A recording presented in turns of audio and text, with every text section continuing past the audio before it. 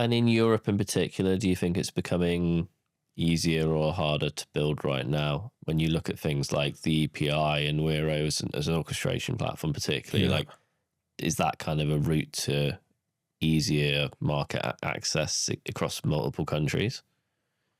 Yeah, 100%. I think it's going to be really interesting seeing how this plays out, because I think we've had sort of 8 years of open banking. So Wero was announced sort of year and a half ago.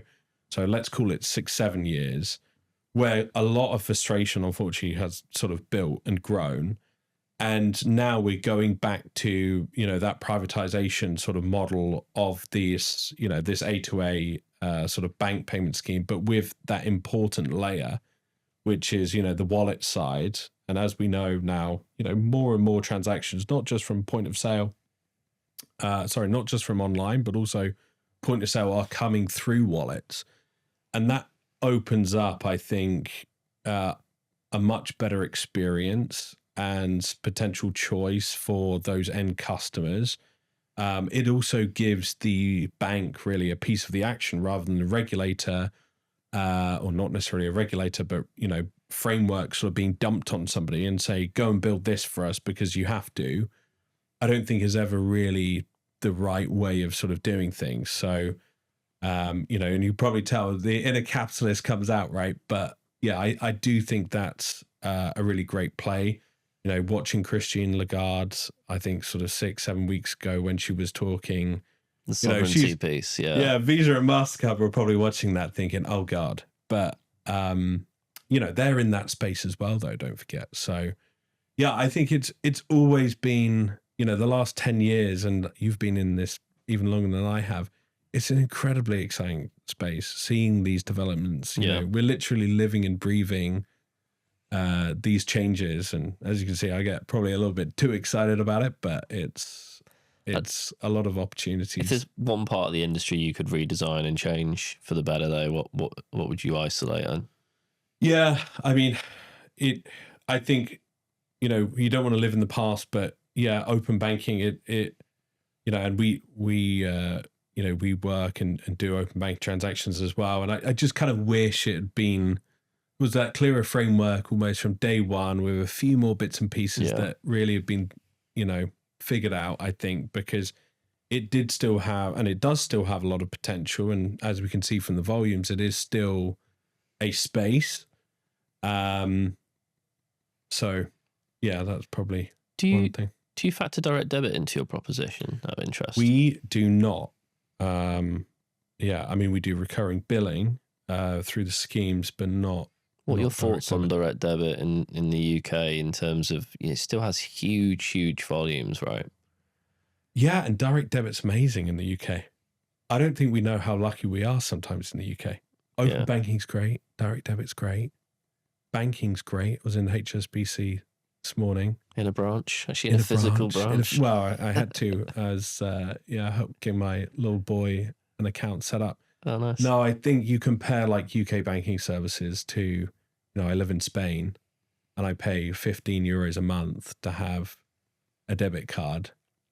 And get that. And I pay it was 3 like that in utility Ireland. bills. I don't know if it's still like that in Ireland, but you used to have to pay for withdrawals at cash points, I think it was, until not that long ago. That's still in Spain as well, yeah. Just as standard. The Spanish bank, it's about 7-8 euros as well. What? To do a cash withdrawal? Yeah. That's crazy. I know, and I remember sort of, listening to sort of the Challenger Bank pitch 10 years ago, thinking, my HSBC is actually quite good, I've got because they were the first bank in the UK to have Apple Pay. I remember having Apple Pay in it 2014, 2015 time. I was like the first customer, walked into a shop, made a payment, and he was like, what is that? You're paying with your phone kind of thing. Yeah, but I didn't think that I thought the popularity of the Challenger Bank was going to actually be in Africa, in Latin America, and that has happened there.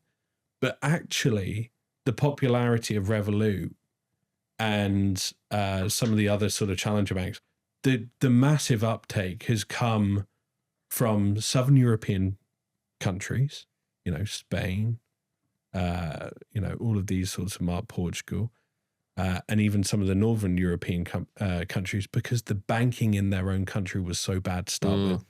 Yeah. And that whole experience, again, we go back to friction. You just want, let's say, for example, you go out for a meal, you want to send some money to, your mum and dad, just having that sort of dynamic Euro IBAN. What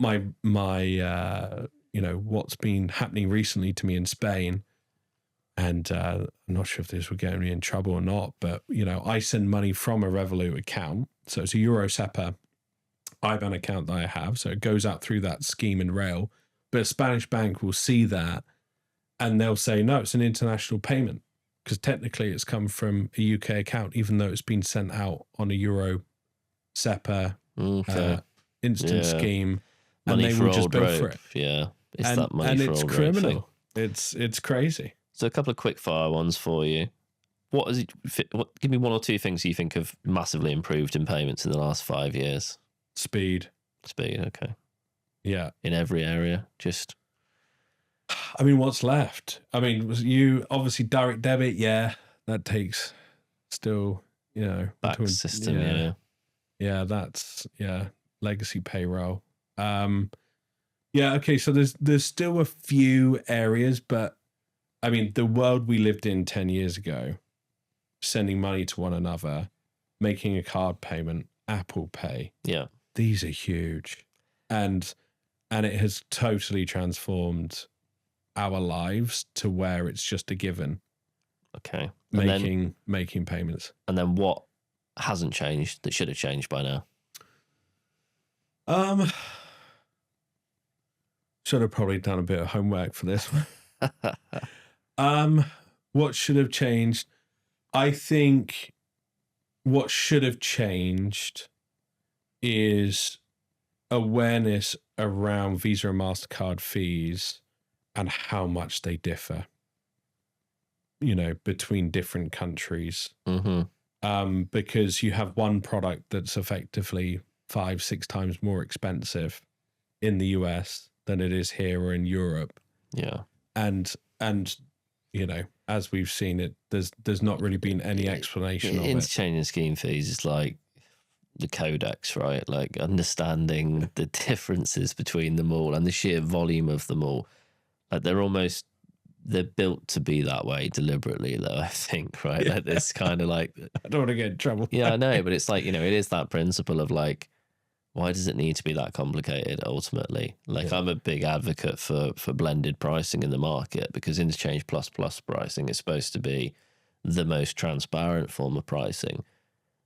But actually there's that narrative, fees are being hidden, but fees are still being hidden in the core blended pricing, right? But you know exactly what your bill is going to apply. Like I half agree with you.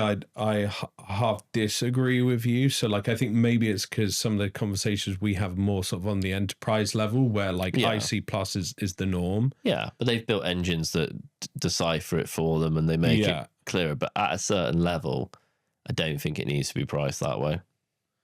I agree. And speaking to, John Clogs, who's selling clogs on the internet. I love how you went through Clogs as the example. Yeah, and it probably wouldn't be called John if he was saying Clogs. It'd probably be called a Dutch name. But it would be it's very odd having to explain it to somebody like that.